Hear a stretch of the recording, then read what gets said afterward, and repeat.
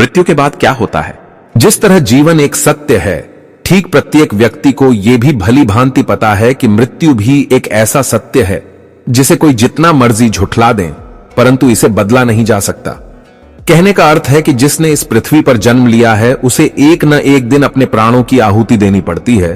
तो मित्रों, इस बारे में हम में से बहुत से लोगों ने कई बार अपने बड़े बुजुर्गों से कहते सुना होगा कि मृत्यु के बाद मनुष्य की आत्मा 13 दिनों तक अपने घर में रहती है। मगर ऐसा क्यों? इस बारे में क्या किसी ने सोचा है? अगर नहीं तो चलिए आज आपको इससे संबंधित जानकारी बताते हैं और जानते हैं कि आखिर क्यों मृतक शरीर की आत्मा 13 दिनों तक अपने घर में भटकती रहती है। साथ ही साथ ये भी बताएंगे कि 13 दिनों तक मरे हुए के नाम का पिंडदान क्यों किया जाता है।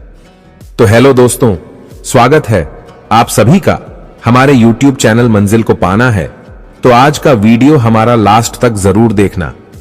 आपका बहुत बहुत धन्यवाद हमारे वीडियो पर आने के लिए। तो वीडियो शुरू करते हैं।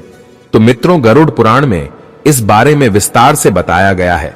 गरुड़ पुराण में बताया गया है कि जब किसी व्यक्ति की मृत्यु होती है तो यमराज के यमदूत उसे अपने साथ यमलोक ले जाते हैं। यहां उसके अच्छे और बुरे कर्मों का हिसाब होता है और फिर 24 घंटे के अंदर यमदूत उस प्राणी की आत्मा को वापस घर छोड़ जाते हैं। यमदूत के द्वारा आत्मा को वापस छोड़ जाने के बाद मृतक की आत्मा अपने परिजनों के बीच भटकती रहती है और अपने परिजनों को पुकारती रहती है, लेकिन उसकी आवाज को कोई नहीं सुन पाता। यह देखकर मृत व्यक्ति की आत्मा बेचैन हो जाती है और जोर जोर से चिल्लाने लगती है। इसके बाद आत्मा अपने शरीर के अंदर प्रवेश करने की कोशिश करती है, लेकिन यमदूत के पास बंदिश होने के कारण वह मृत शरीर में प्रवेश नहीं कर पाती। इसके अलावा गरुड़ पुराण की माने तो जब यमदूत आत्मा को उसके परिजनों के पास छोड़ जाती है तो उस समय उस आत्मा में इतना बल नहीं होता कि वो यमलोक की यात्रा तय कर पाए। गरुड़ पुराण के अनुसार किसी भी मनुष्य के मृत्यु के बाद जो 10 दिनों तक मकिया जाता है उससे मृतक आत्मा के विभिन्न अंगों की रचना होती है और जो 11वें और 12वें दिन पिंडदान किया जाता है उससे मृतक आत्मा रूपी शरीर का मांस और त्वचा का निर्माण होता है।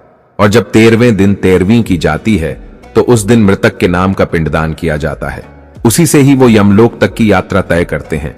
अर्थात मृत्यु के बाद मृतक के नाम का जो पिंडदान किया जाता है उसी से ही आत्मा को मृत लोक से यमलोक तक यात्रा करने का बल मिलता है। इसलिए गरुड़ पुराण में बताया गया है जब किसी मनुष्य की मृत्यु हो जाती है तो उसकी आत्मा 13 दिनों तक अपने परिजनों के पास घर में भटकती रहती है और उसके बाद आत्मा मृत लोक से यमलोक की ओर निकल पड़ती है, जिसे पूरा करने के लिए उसे 12 महीने यानी कि 1 साल का वक्त लगता है। इतना ही नहीं, मान्यता के अनुसार 13 दिनों तक मृतक के नाम का किया गया पिंडदान उसके 1 वर्ष के भोजन के समान होता है।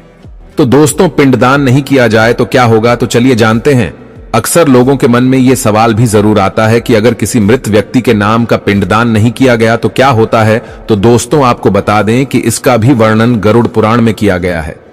जी हां, जिस मृतक व्यक्ति का पिंडदान नहीं किया जाता, यमदूत उसे 13वें दिन जबरदस्ती घसीटे हुए यमलोक की ओर ले जाते हैं और मृतक व्यक्ति की आत्मा को इस दौरान काफी कष्ट उठाना पड़ता है। इसलिए हिंदू धर्म में मनुष्य की मृत्यु के बाद 13 दिनों तक पिंडदान करना आवश्यक माना गया है।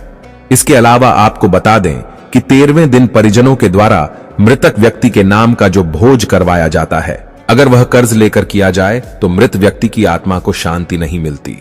इतना ही नहीं, गरुड़ पुराण में यह भी बताया गया कि जो व्यक्ति जीवित रहते हुए अच्छे कर्म करता है, मृत्यु के बाद उसकी आत्मा को यात्रा के दौरान यमदूत कोई कष्ट नहीं देते, और जो व्यक्ति बुरे कर्म करते हैं उसकी आत्मा को यमदूत यात्रा के दौरान कई यातनाएं देता है और आत्मा को कई कष्ट भोगने पड़ते हैं।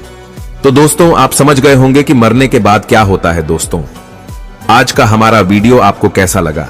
अच्छा लगा हो तो प्लीज हमारी वीडियो को लाइक कर दीजिए और चैनल को सब्सक्राइब कर दीजिए ताकि आप हमारी वीडियो सबसे पहले देख सके। तो मिलते हैं अगले वीडियो में।